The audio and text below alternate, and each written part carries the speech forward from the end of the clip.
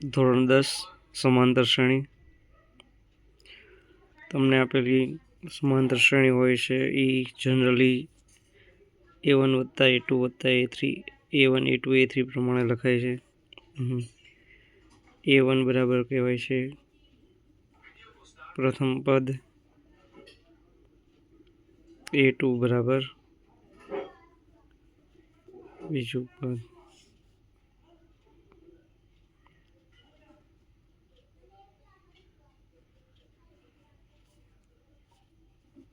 બરાબર સામાન્ય તફાવત. અહીં A3 માઇનસ A2 બરાબર પણ D જ મળે છે. જો D સમાન મળે તો આપેલી શ્રેણી સમાંતર શ્રેણી છે. તો આપેલ શ્રેણી સમાંતર શ્રેણી છે.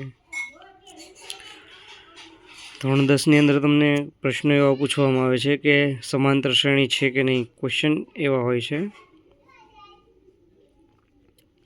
સમાંતર શ્રેણી છે કે નહીં ચકાસો. પછી બીજા પ્રશ્ન પૂછવામાં આવે છે કે ભાઈ 8મું પદ ને 7મું પદ હોય આ છે, તો 8મું પદ હોય તો તમે લખો છો A વત્તા 7D, અને 15મું પદ કીધું હોય A15 બરાબર A વત્તા 14D. તો અમુક એક્ઝામ્પલ હોય છે કે જે આ પેટર્નથી યુઝ થાય છે કે કોઈ પણ સમાંતર શ્રેણી છે એ તફાવત પ્રમાણે હોય છે. જો પ્રથમ પદ A હોય તો બીજું પદ થાય છે A પ્લસ D, ત્રીજું પદ થાય છે A પ્લસ 2D, અને ચોથું થાય છે A વત્તા 3D. આમ તમે કોઈ પણ સમાંતર શ્રેણી તેની તફાવત સ્વરૂપે દર્શાવી શકો છો. અહીં તમને એક MCQ પ્રમાણે સમાંતર શ્રેણી છે કે નહીં 1 માર્કના પ્રશ્નમાં પૂછવામાં આવે છે, અને 2 માર્ક કે એની અંદર આ પૂછવામાં આવે કે ભાઈ 8મું પદ આ હોય ને 15મું પદ આ હોય તો તફાવત ગોતો, અથવા તો એ ગોતો એ પ્રમાણે. પછી તમને ગોતવાનું કહેવામાં આવે છે કે ભાઈ સમાંતર શ્રેણીનું nમું પદ. સમાંતર શ્રેણીનું nમું પદ, આની ઉપરથી પણ પ્રશ્નો આવે છે. n બરાબર A plus n minus 1D, જ્યાં an બરાબર nમું પદ, A બરાબર પ્રથમ પદ, n બરાબર પદનો ક્રમાંક, અને D બરાબર સામાન્ય તફાવત. આ પ્રમાણે તમને કહેવામાં આવે છે કે ભાઈ સમાંતર શ્રેણીનું nમું પદ an બરાબર A plus n minus 1D પ્રમાણે. પછી તમને ધોરણ 10ની અંદર જે પ્રશ્નો પૂછવામાં આવે છે એની ઉપર જ ચર્ચા કરીએ.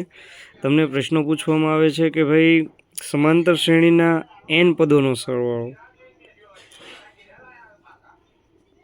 સમાંતર શ્રેણીના n પદોનો સરવાળો. અહીં 2 સૂત્ર વાપરવામાં આવે છે. Sn બરાબર n/2 કૌંસમાં 2a plus n minus 1D.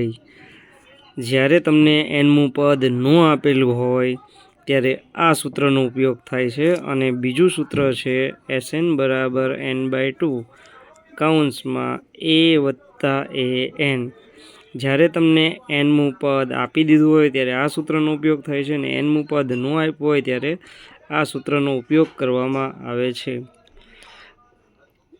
તો તમને જે પૂછે છે ધોરણ 10ની અંદર બસ એટલા ઇક્વેશન તમને આવડતા હોય, સમાંતર શ્રેણી લખતા આવડતી હોય, તો બધા પ્રશ્નોના સોલ્યુશન અહીંયાથી મળશે.